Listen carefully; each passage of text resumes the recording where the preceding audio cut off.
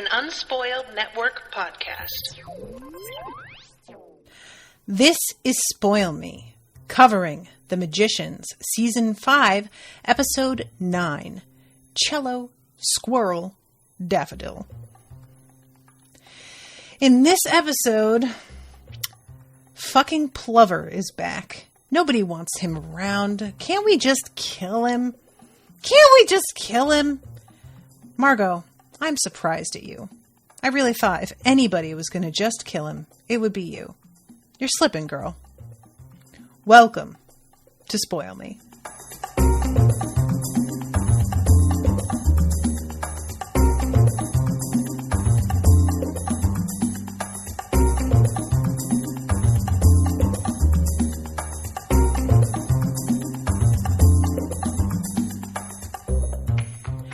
Welcome to the show, everybody. I am Natasha.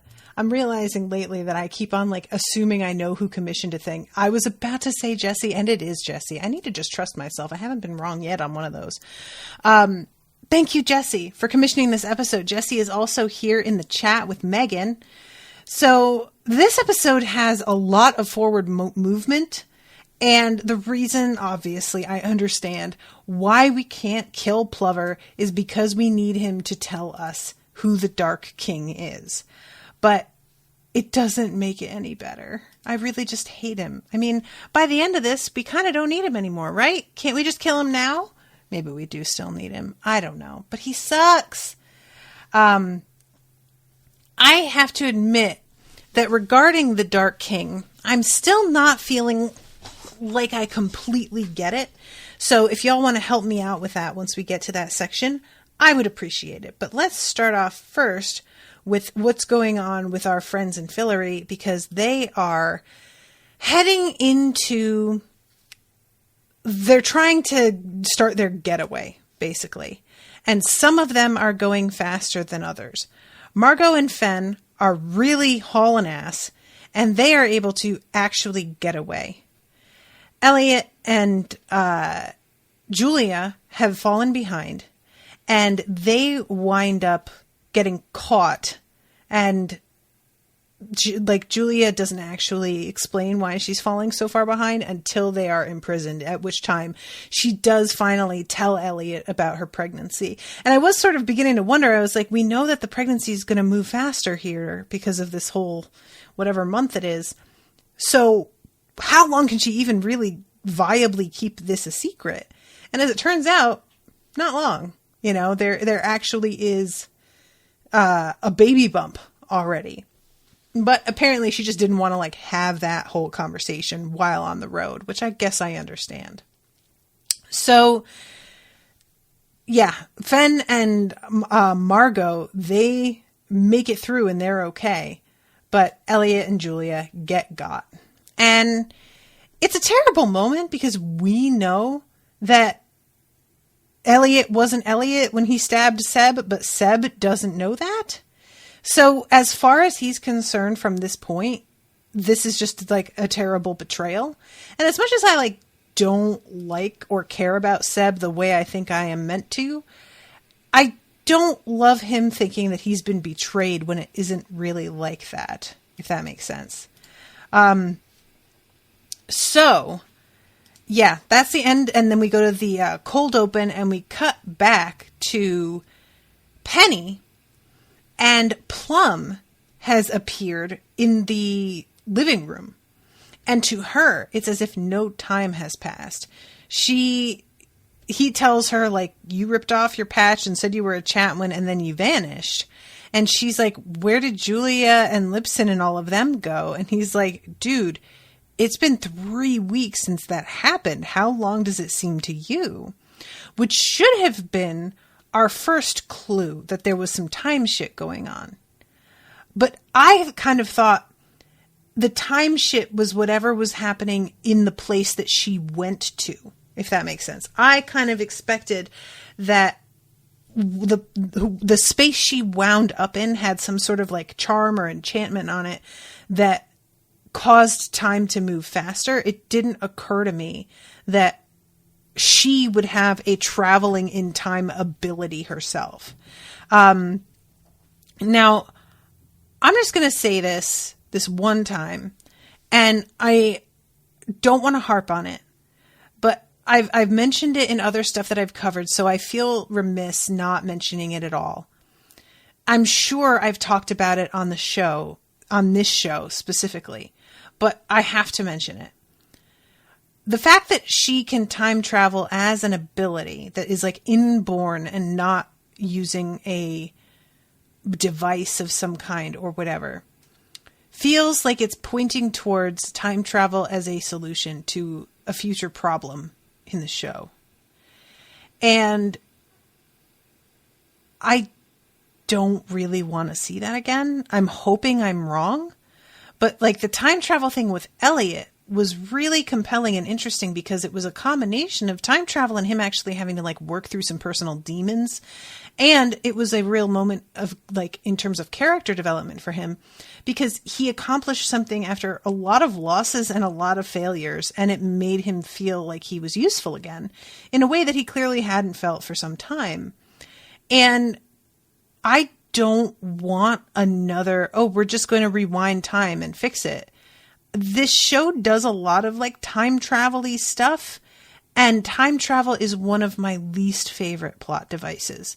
It's part of the reason that I have a problem with a lot of Doctor Who is that there's like, and they don't use it this way very often. So that's part of why it's like not terrible with that show, but it is something that I always get my hackles up around. It just feels really easy, and it feels like a way for the show to write itself into corners and then get out of it without actually having to plan ahead and create a plot loop that closes on its own. So I just have to say that because I want to tell you guys honestly how I'm feeling as I'm watching the show and give you all a look at what my mindset is like whenever I come across a particular thing.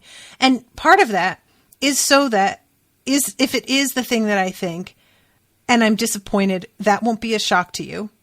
If it isn't the thing that I think, you get to cackle to yourself about how wrong I am. And if it is a thing that I think, but it's done really well, I get to eat my words about the fact that I thought I wasn't going to like that, and it turns out I was wrong, and they did it really well and pulled it off anyway. So anyway, all that to say, I just want them to not rely on time travel for the solution to whatever problem's coming up. I'm worried that's what's going to happen. We'll see. But yeah, so this girl, she's talking about how there was this room that she was in. It had no windows, no doors. No one else was there. That's all I can remember. And it's a weird thing because when we actually see that room later, there is a ton of shit in that room. It's filled with crap. So the fact that she doesn't remember any of that is pretty interesting. And even here, Penny says that she remembers more than he did when the signal got him. But I was there for seconds, at least I thought. Just says, who knows how this shit works. BT Dubs, Lipson is here. Lipson is such a weird character, where I kind of feel partially sometimes like she is this character that's about to become super important. And I keep waiting for there to be this moment with her, and it never really comes. And I'm still wondering if there's like time for that to be a thing, because she feels like she's right on the cusp of actually being really interesting and hasn't been given the chance to be interesting, if that makes sense. But I don't know if that's ever going to happen for her. It may not, and there's just going to be characters that are like that. So when she finally leaves, because there's not much that she can do, Penny is essentially trying to get Plum to agree to take him to the room that she saw, because traveling means that you can picture a place and be there by using your memory of what it looked like. And when he starts to tell her this, she points out the fact that he has not taught her very much as the dean/professor, and that this is the most he has ever told her about how any of this works, which is actually kind of a sick burn. I have to say, I have to take a little detour right here just to mention she is so pretty. You guys, she's so pretty. So many girls on this show are so pretty, and it's just so distracting. And she's just like, oh, it's really just, she's just so pretty. So anyway, back to the story. So he tells her, just picture it. And she's like, you want me to go back? And he says, not really, because it's dangerous, but I'm just pointing out. And she interrupts with, it's the only thing we have, I know. So finally, he gets her to get a tattoo that allows her to take other people with her when she's traveling, which, we are familiar with. And this allows her to take him with her, which she does. And at first, it looks like it works. But when they finish traveling, they are in a room without the circle that he had drawn on the floor. And he quickly realizes that this shit is not the same. And also, I think the desks might be slightly different. Something else is different. Oh yeah, there's a bunch of stuff that's missing on the on the counter and whatnot. And when they go outside into the hallway, one of the kids says something about how they have a dial-up connection now, and they're really excited. And the two of them realize, as they look up at this banner, that it is the year 1998. I love little moments like this, especially when, like, the kid is not dressed in a way that would be particularly indicative of 1990. It's not over the top, but little moments of just like a throwback to when we were really excited about shit like that, really with technology, work particularly well. I think we can all remember the moment when there's so many like milestones for me with technology. Getting my first cell phone. I got mine really late in life compared to a lot of my friends who were the same age. Most of my friends, when they were like 17, 18, they had cell phones already. And I didn't get my first cell phone until I think I was like 19, maybe. But I was like, I had finished my first year of college by the time I got it. And figuring out how to text. Oh my God, y'all. And then when we got like QWERTY keyboards on our phones, when you could like slide, you remember the sidekick? So many moments, you guys. Being able to take photos. So we cut from there to Alice and Katie. And they're talking about the couple, as they keep being called, that are after this page that Alice has. And she is worried that they are going to come for her again. So Katie calls this guy that she knows and tells Alice, as she does so, now you owe me 3 favors. And I was like, ooh, this bitch is keeping track. I kind of like it. It's Faye-like. So she says, you are never going to believe where. And they show up in the library. And here's Zelda. And they're all a little bit surprised at how far along the library is with rebuilding. And there's just this sense immediately that something doesn't seem right, but it's not enough as a viewer to make me worried. It's just more like, this is weird. Like, especially because Zelda says, come to see George, yes? And Katie says, didn't know you knew him. And they turn around and there's this dude who we wind up finding out later exactly what the deal is. This whole thing is just so creepy, guys, once we actually find out what's going on here. Y'all. So Zelda is talking to Alice and says, I've been helping Katie and Harriet remove read marks, a sort of penance, if we're being honest. All this stuff that I have to imagine isn't actually true, but I don't know how much of this is based on reality and how much of it is just the invention of this guy. The electricity crackles and this is one of the first instances where Alice begins to realize that shit isn't quite what it looks like here, but she doesn't begin to put the pieces together until a bit later.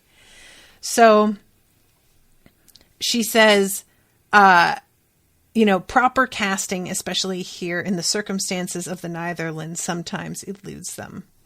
So they get introduced to this George guy, who it's really great how they managed to get an actor who does seem incredibly harmless on the first glance. He really comes across as a softie.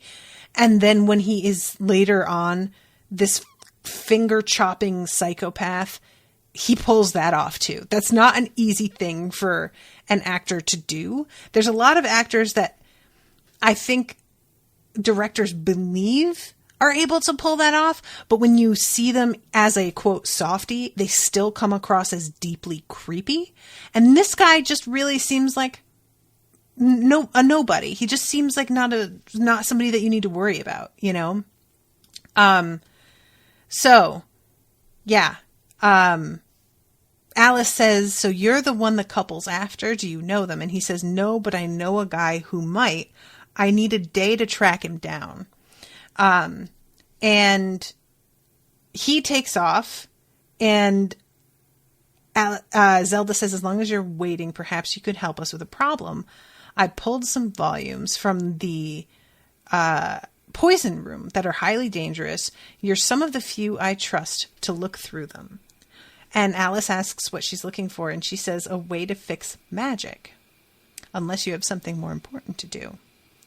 So sure enough, they sit down and begin to plug away at this. And what they come up with eventually, Katie says something about, like, wouldn't it be great if we could fire the moon? And Alice is like, yeah, it would be great. Can we? Is that something that maybe we could do? And when Katie understandably is like, literally, what the fuck are you talking about? Alice is like, what if we could just make a new moon? And I really want to know, if the moon is a sentient being, how they just like, can they kill her? Is that possible? Do you just blow her up? Like, what? And this leads to the thought that we could use the paper that had like the seed. And this is not something like Katie doesn't know about the seed thing. She finds the book that has the missing page. And it's clearly pointing towards this theory, even though it's not written on those pages. And Alice is the one who pieces it together. And she begins to realize, this is too easy. This doesn't make any sense that, you know, that page is what the couple's after. And I have it. And we just happen to need it to solve this different problem. That just seems way too convenient or too much of a coincidence. Katie says, I always assume trap. And when Alice says, how much do you trust the hedges? Katie says, about as much as you trust the library. And I was like, that's a really, really good answer. So at this point, they're both like, okay, this is clearly a con. And eventually Alice goes in to talk to Zelda, and she brings up all the points about how magic is like blitzing out here in the cycle of the moon, even though the moon shouldn't affect the library. So this is clearly not actually the library. Where am I really? And yeah, the whole way that this all worked out is so genius. When she says, where am I really? Zelda lifts her hands the way she does and pauses. And this guy says, Earth, which you manage to figure out every motherfucking time. I love this moment so much because this dude is clearly good at what he does to the point most people never catch on. And he isn't used to dealing with somebody who can see through what it is he's like created here. 18 times, it turns out. She has been put through this, and she has figured it out every single time. I love Alice so much for that.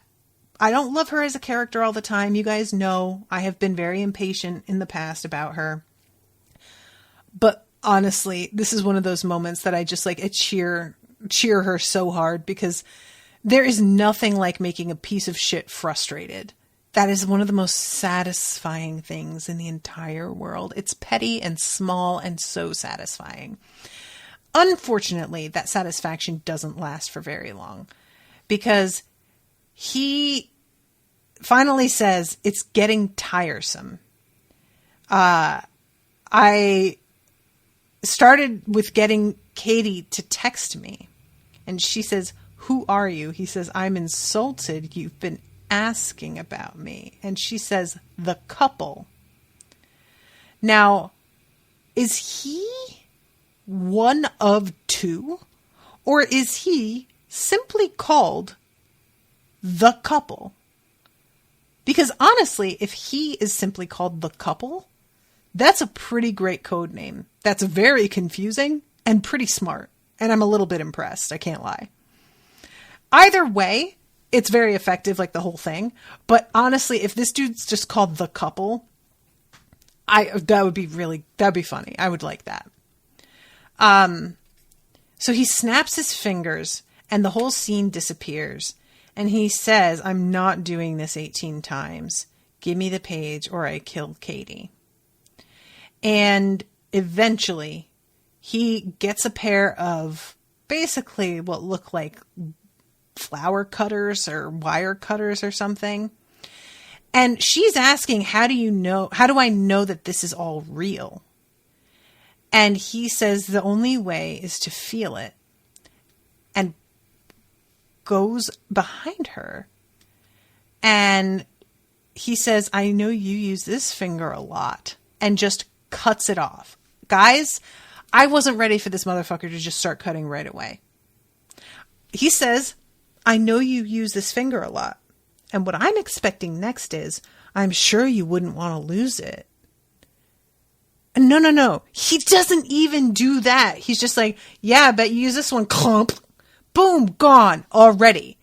I love the way the actress plays the pain in this scene too, because she screams, but she also does this thing that I have found myself doing when pain is so bad, but I don't want to scream, which is when you go, and you just kind of like muffle it with your own mouth, if that makes sense. It's like a scream deep, deep in your soul that barely quite gets out. And it just really this is one of those things that for me is often a tell in scenes like this, where somebody's supposed to be tortured or deeply scared. Their screams don't necessarily feel visceral enough to seem real. And her acting in this moment with this, this felt very visceral to me. This was very upsetting. It really was.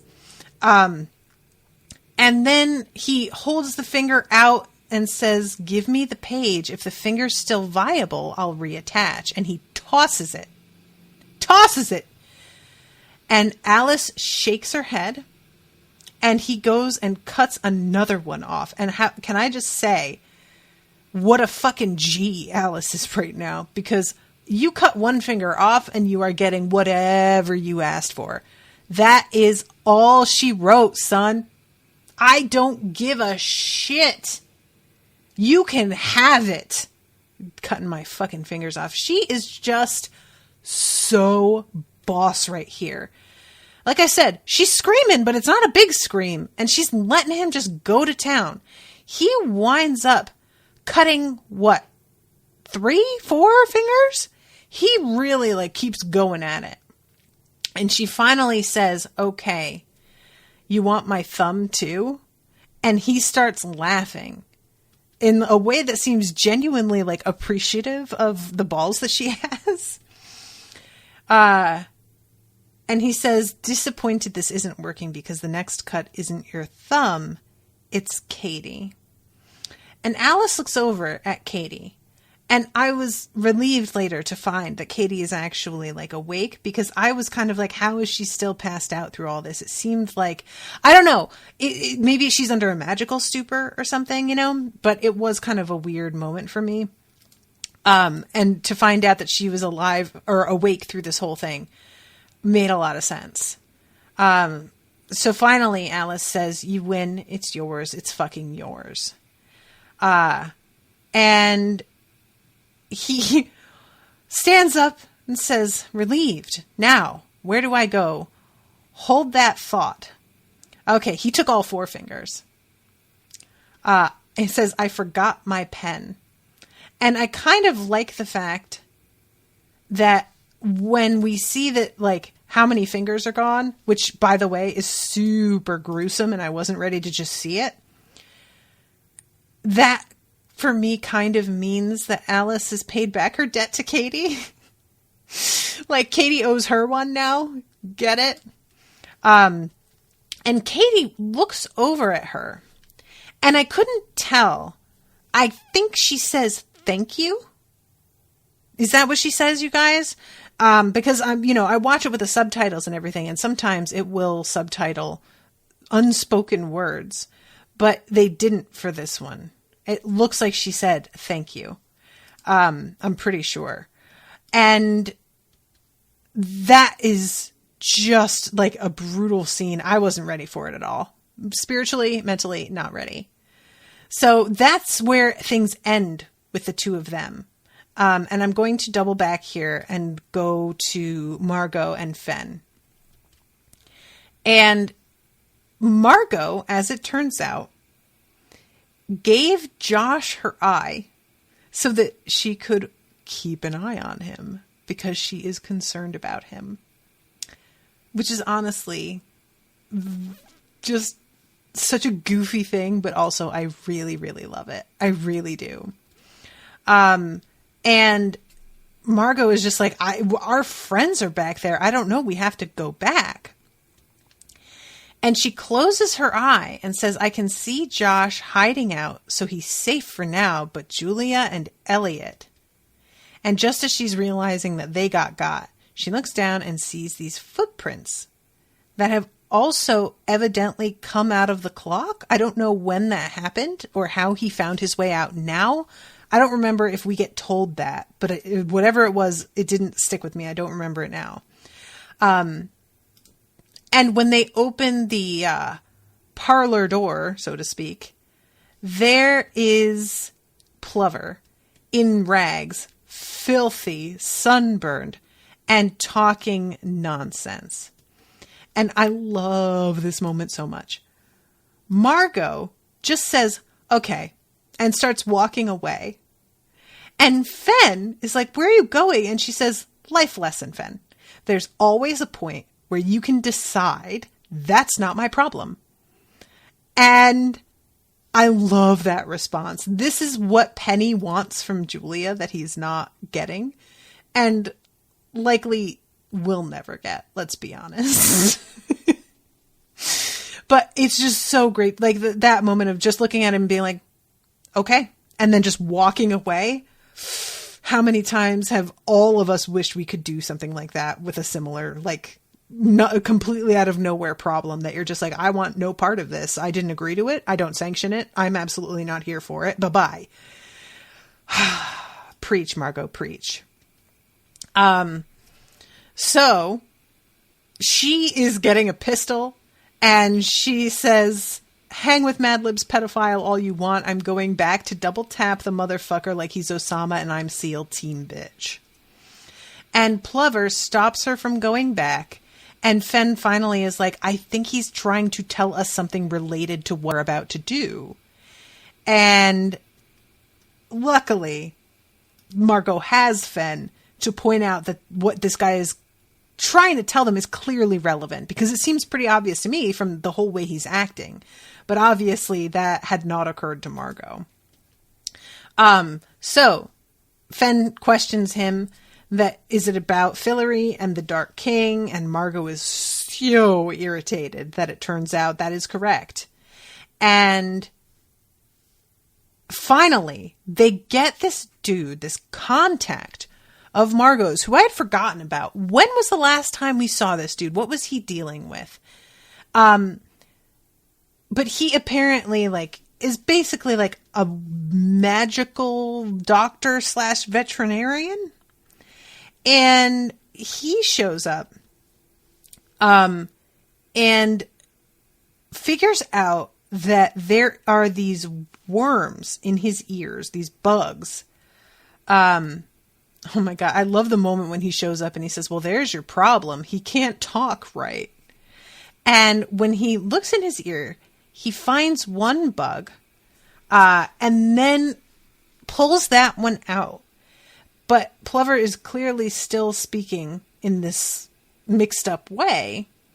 And so he does this like fuller scan, and it turns out that these bugs, which are called tongue twisters, by the way, which I really do like, they are all up and down this man's spine, and he is essentially possessed. And as soon as this dude says possessed, Margot gets this look on her face. I cannot, you guys, with the way this goes down, because it is so matter of fact, which of course it would be for two reasons. One, it's Margot, and two, he's a pedophile. So of course, in her point of view, she's just like, whatever. I don't need to be gentle with this motherfucker. I don't need to be nice. I don't need bedside manner. I'm going to help, and he's lucky to get that. And as we see later, that help is also contingent upon several things. So it's not like it doesn't come with strings. So yeah, when he says it's like he's possessed by 1,000 little spirits, and when Margot, the look she gets when she says possession problem, like she's so smug, and she walks away with this smile that we rarely get to see on her face. It's so good. And Plover stands up talking to him, and she comes up right behind him and gets him in the back with one of those axes, which causes all of the bugs to come out of his body. And there are so many. Oh my God, there are so many, you guys. It's gross. It was a bit of a like Green Mile moment. And this doctor dude has to help him not bleed out. Forgets that he's a doctor for a second. Oh my God. This moment is really honestly pretty funny. So we get Plover telling the story. And it is okay. Did we know that this dude, Rupert, was one of the Chatwins? We knew about him already, right? This isn't like some new character that just got added. I kind of had thought because he was the youngest that he just wasn't really old enough to like take part in the story. And it seems like it was kind of just treated that way until it was useful for him to like have some agency and become a real character, which is fine. That makes sense. So he says that he has had those bugs in his head for centuries, since just before or just after, I think, just after Margot's reign ended until today. And Margot says, what's up with the Dark King? Who is he? Where does he come from? How do we kill him? And he says, I heard the same story you did. And then I realized that I knew him.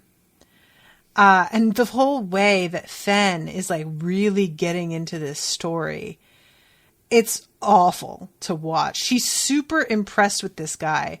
I love Margot's expression as she watches Fen just kind of make an idiot out of herself. And eventually Margot is like, Fen, he's low-key grooming you because you're acting like a child. And Fen is so horrified. And I don't know if that's like a real thing.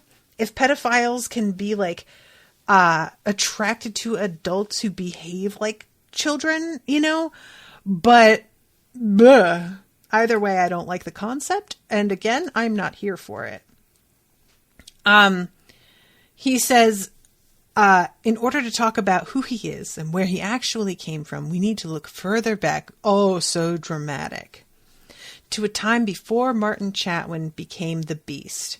Before he discovered the wellspring, Martin had another plan to make sure that he never got sent back to Earth.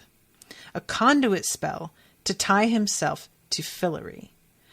Once we begin, we will only have a few moments, and then we cut to the Dark King starting this ritual with Julia and Elliot, and we don't know what this is. They think it's a seance, and it kind of is, I guess, in its way, but not the way that they think. And so, yeah, let's see. We chop down his tree, Margot says, and he says there's an essential fact perhaps you don't know about the trees of Fillory. There are many, but in truth, only one. And Margot says, what kind of bullshit is that? And Fen says, I'm Fillorian, and I've never heard that. So he explains, all the trees' roots intertwine so that they become one not just with each other, but with the land. And anyone tied to that can't be killed by just chopping down a single tree or even an entire forest. They can only be stopped by destroying all of Fillory. And he says Martin was thwarted by someone heroic who knew what he could become. Martin's own brother Rupert Sebastian Chatwin. Oh my God, Fen. Oh my gods, what a twist. You are such a natural at this. Fen, stop it. So I'm reading this verbatim. The only way to stop his brother was sacrifice, so he tied himself to the conduit before his brother could. When Martin discovered what had happened, he was furious. He couldn't kill his own brother, but he could curse him with eternal sleep. The people of Fillory thought he was dead. And as he's saying all of this, we're seeing this ritual happen in the present, in Fillory, and something possessing Elliot. Clearly. It's real creepy looking.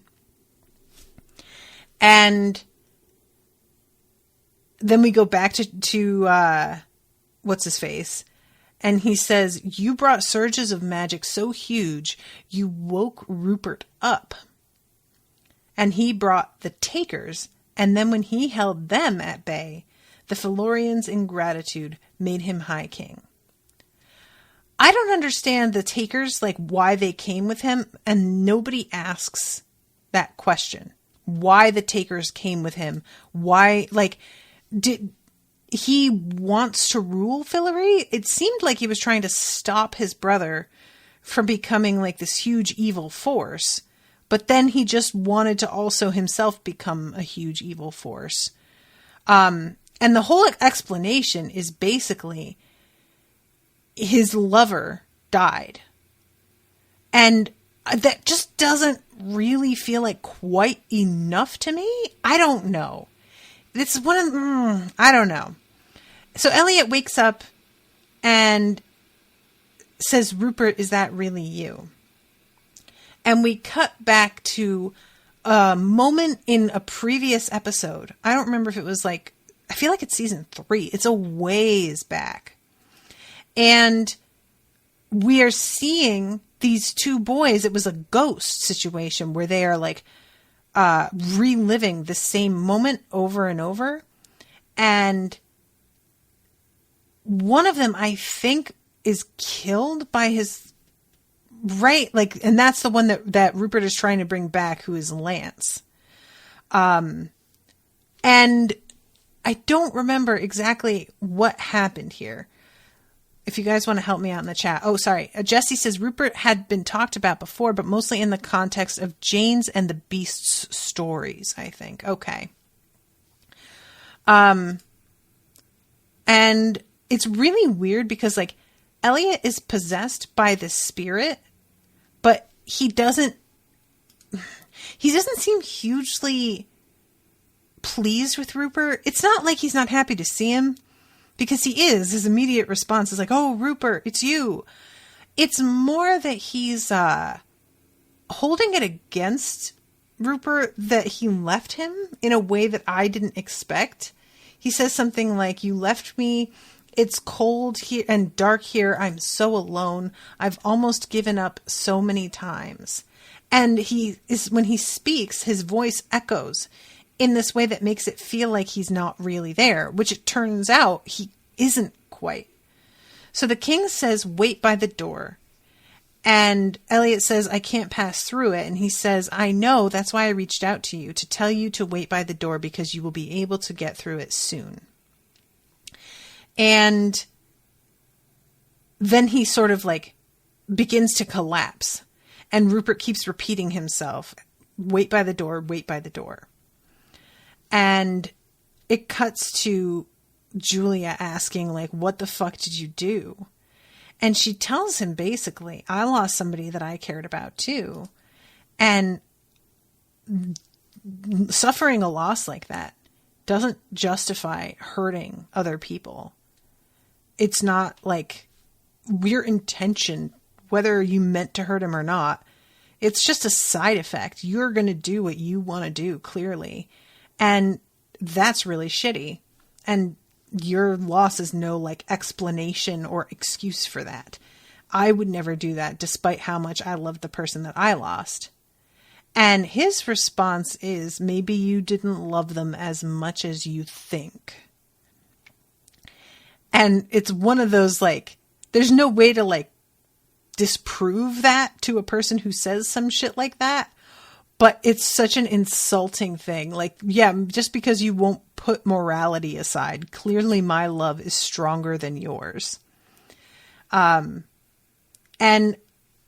so I'm not sure, again, how much of this I'm supposed to get.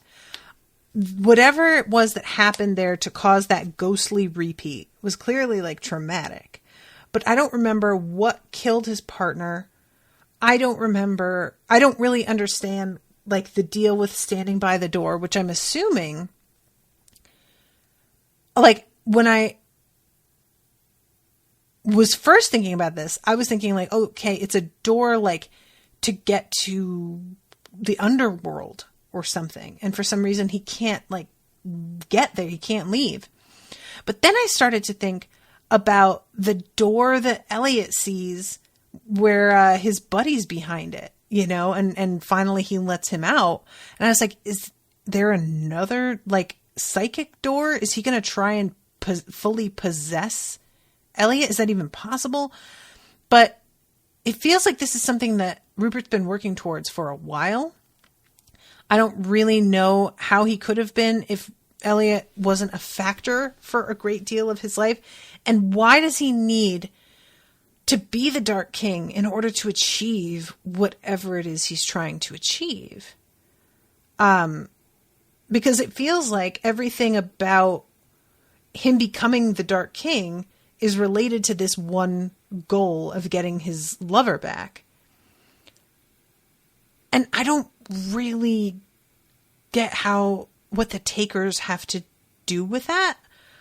I mean, there's just I have so many questions, and I'm unclear on whether or not I'm supposed to be asking these questions, if they're like meant to be that important. I feel a little bit like,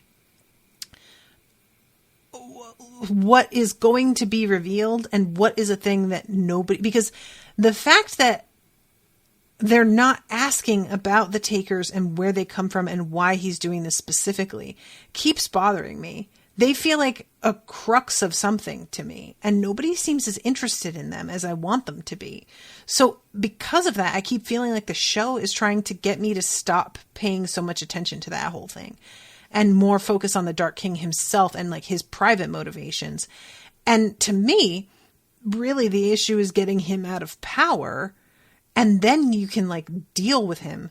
But he has so much protection right now. And if you could just make it so that the Takers aren't the deciding factor in his public support, he might be able to lose some of his protection because he loses the support of the people. But I might be being too circular about this. I don't know.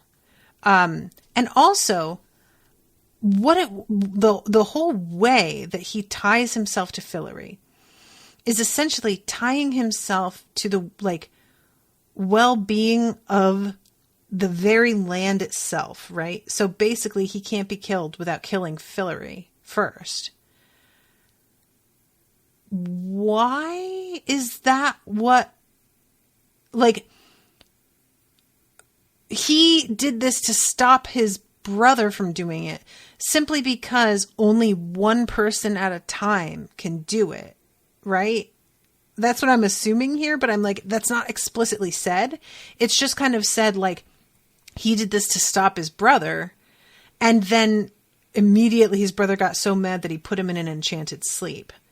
And honestly, the idea that he got put in an enchanted sleep and was just asleep this whole time, but got shook awake by this like surges of magic doesn't entirely work for me. And just because like, if anything is going to break that spell to me, it's the fact that the beast is dead.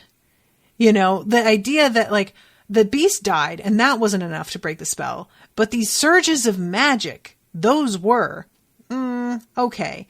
I get it. The show just wants to bring back another member of this same family to sort of make everything tie together.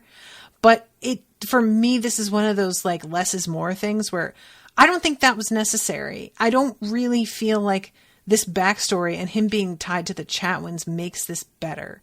For me, it just makes it feel a little bit like a retcon and a bit grasping in a way that isn't, I don't think, that satisfying or revealing, really. It's sort of like, it just feels, I don't know. Do you know what I mean? There are things like that when you make a reveal like this, it can really be a moment of like, oh, that's why such and such. Now things that, like other things that happened make sense. But the only thing it kind of works with is the ghosts who were in love, and that tie-up isn't explained here, so I didn't really get that connection, you know? If that, it felt like was really explained, that moment and what happened and how his lover died and all of that, maybe that would feel more like it was planned out from the beginning. But because it's just sort of like dropped and we're given this quick reminder, but that's kind of it, and then things move along, I'm not given the satisfaction of that moment. And so it doesn't entirely land for me. So yeah, I'm just, you know, I'm curious how you guys all felt about this, because I feel like it's the sort of thing where it's a good idea, since we already had like one of the Plover kids that was sort of unaccounted for in the story. Like having him be part of the final season does make sense in terms of just tying loose ends up and making everything sort of come together. But I don't feel like it's adequate the way it's done. It feels like having Plover turn up and just tell them this too is a very inelegant way of doing this reveal. He literally is just here to info dump us, and then that's it. And that's the only function that he serves all episode. And it's just him storytelling. And it's like this moment where we have Fen, who's like telling us like, or telling him how great he is at this. What a twist. And I feel like it's the writers trying to be like, oh, we're pretty good, right? And I'm like, are you? I don't know, guys.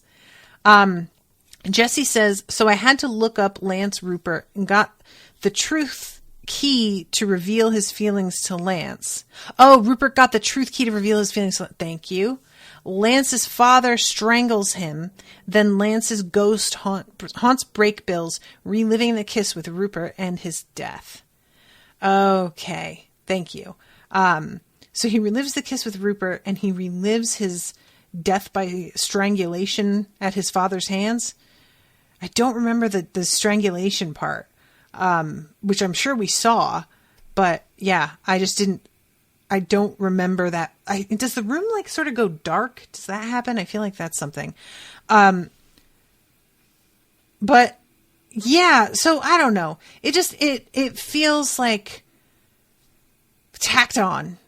And maybe if there was a bit more like filling out of that story, it would be better. Maybe it'll grow on me. You know, we have a few more episodes left and maybe that will work for me in the end. But as of right now, I feel like I want this to be more meaningful for me than it is. And I think mostly it's just, I still have so many questions that feel like much more like practical and grounded in the way this all works, and nobody else seems to be asking them. So yeah, anyway.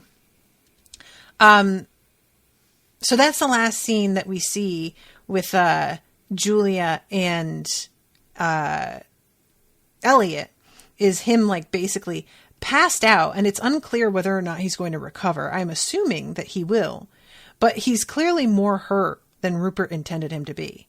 And Rupert just walks away after saying that shit to Julia. And then we cut back to, in our world, Margot and Fen, are asking Plover where he fits into this entire story.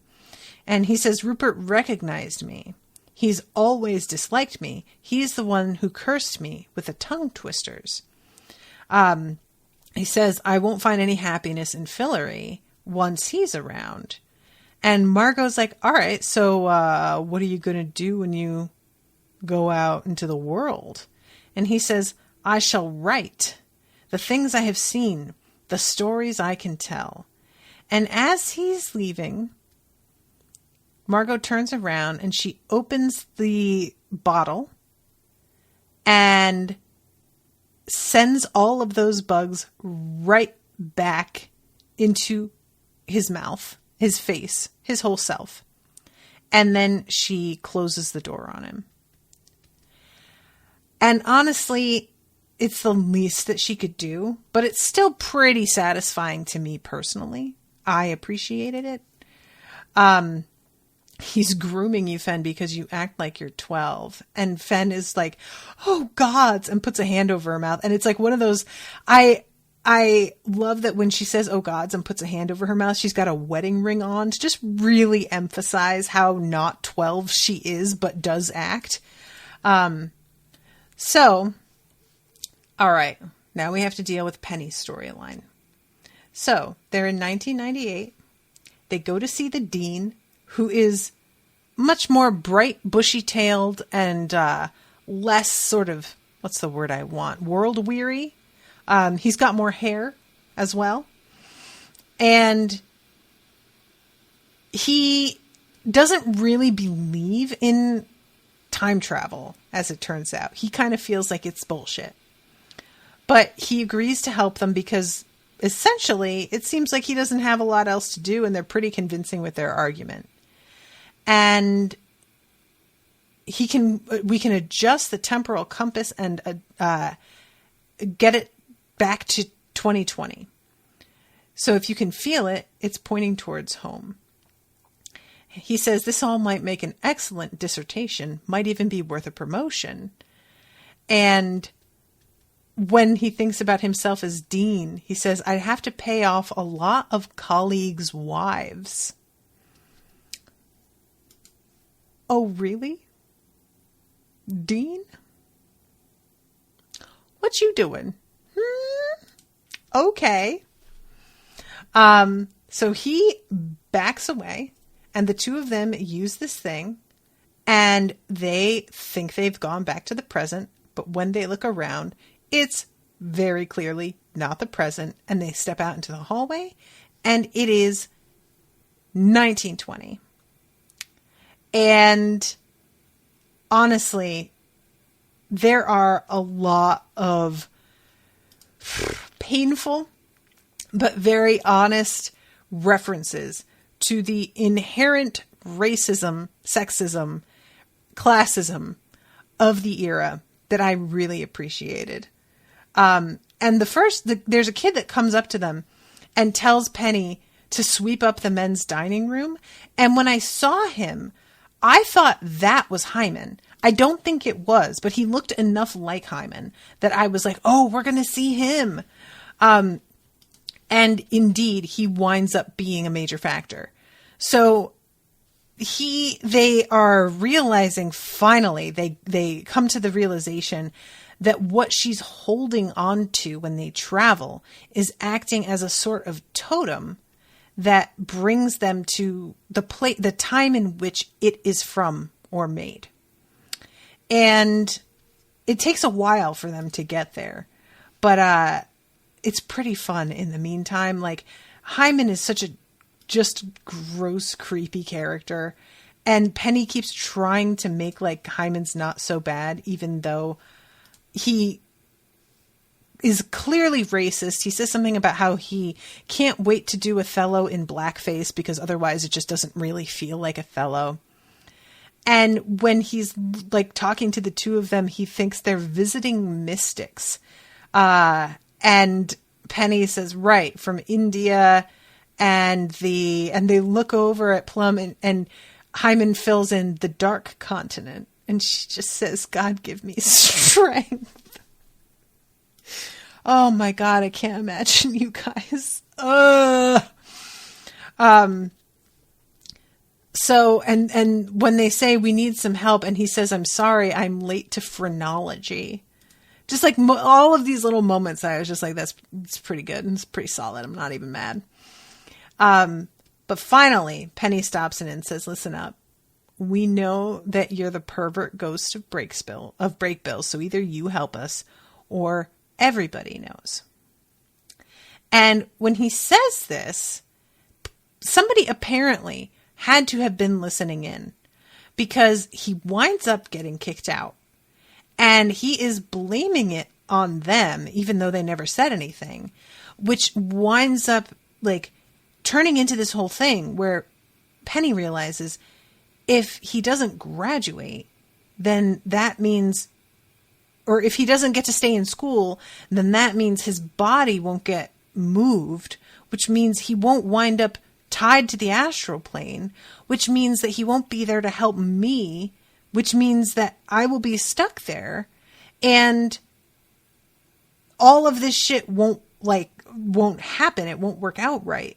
So now that he has been kicked out, it's like kind of fucking up really what turns out to be other Penny's timeline, right? And what they wind up doing is tricking him into going into the astral plane so that they can hide his body. And Hyman, all it takes is a mention of the women's welters team having a match today. And he is clearly about to come in his pants at the mere mention of them. And with like complete like there's this moment where he is just so transparent, and he's like, women's welters. Well, I'm going to have to finish packing on my own by myself, sir. And I was just like, dude, do you think you're being subtle? Do you think that's what's happening here? Apparently he does. So Penny is able to grab his body, and what Penny is intending to do, I guess, is kill him. I think. I don't even know exactly what Penny, but yeah, what Plum wants to do is put him in an enchanted sleep, hide his body, and then in 100 years, we can fix it. And she says, like, what's the point of this ability if you can't do anything with it? And he says, who says there's a point? You're born with this, and you just spend the rest of your life trying to survive it. And she says, or you have it ripped away just when you figured out you wanted it. I'm sorry, your shit is broken, but the Penny I heard about wouldn't give a damn whether it fucks the future or not. He would do the right thing for his friend. And he tries to say, having your shit break changes a person. And she says, so what kind of person is new Penny going to be? And he stands up and looks around and says, shit, I know how to get us back home. And I was so confused. I thought for a second that she had convinced him, but it turns out to be a completely unrelated thing. He does wind up doing what she said, and they do put him in this sleep and then hide him. But it is still like a really, like the moment, the abruptness of it, I was like, oh, she really got him with that argument. And no, that's not all it is. It turns out that the thing that he has is this like ticket. He says, I dropped it the day you reappeared. It's a keychain, right? When it broke, it became a new thing. Is it a keychain?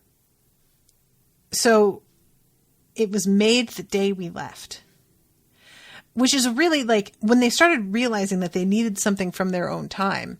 I was like, yeah, like, I don't know what I carry on me that is from that day. You know, there's like, you could get back to your own decade, maybe even your own year if you were lucky, but the same day. Good luck, friend, you know? But that made a lot of sense. And I liked that loophole. That made a lot of sense to me. It just seemed like it worked completely, you know? So they leave Hyman in the wall. They've like got him bricked up in there, basically. So I imagine when they come back to the present, they are going to be able to wake his ass up. And I love their appearance back in their own time and how she has to like sense it as she's touching this totem. And they appear back in their own time and are looking around and everything seems cool and they're still holding hands. And she's saying, I think we did it. Should I let go of your hand? And just as she says that, they zip out of there again and they wind up in the room full of stuff. And it's like, there's 2 chandeliers. There's tons of statues. There's urns and vases and lamps and maps and paintings. It looks like a combination of like a storage room, a showroom at an antique store, and like if somebody were about to have like a yard sale. It's a real, like, it's crowded and there's a bunch of crap in here and it all feels very random, but it also all seems pretty valuable. And Penny says, why do I feel like I've been here before? And she says, this is it. This is where the signal brought us. And he says, all right, so just travel us out. And she closes her eyes and focuses and nothing happens. And they realize that they can't leave. And again, there's no doors. There's no windows.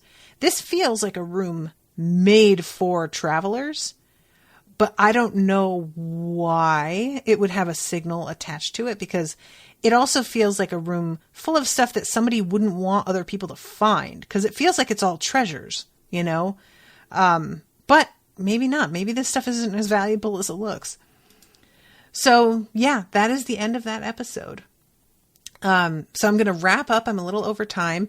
But yeah, I'm super curious. Let's see. How many episodes do we have left after this one? We've got 4, not many. I really don't know what the rest of this season could hold. I really don't. Like, it feels like there's way too much to be wrapped up in 4 episodes, but then the show can go at a breakneck pace when it wants to. So yeah, I'm very curious. I also have no theories about this room. You know, like, I keep thinking, is this related to somebody or something that we have seen already? And I feel like it must be, but I can't imagine how. Yeah, I don't know. And also, what does the couple want that page of the book for? What is he trying to do? It's also, who is he even? What is his deal? Where's he from? Yeah, questions upon questions. And is Alice going to get her fingers back? That's another question. Because he just tossed them shits on the floor. And she's bleeding a lot. And it's horrifying. So, all right, with that, I will wrap. Thank you guys again so much for hanging out with me. Thank you, Jessie, for commissioning this. And I will be seeing you guys again soon with a new episode. Until then, toodaloo, motherfuckers.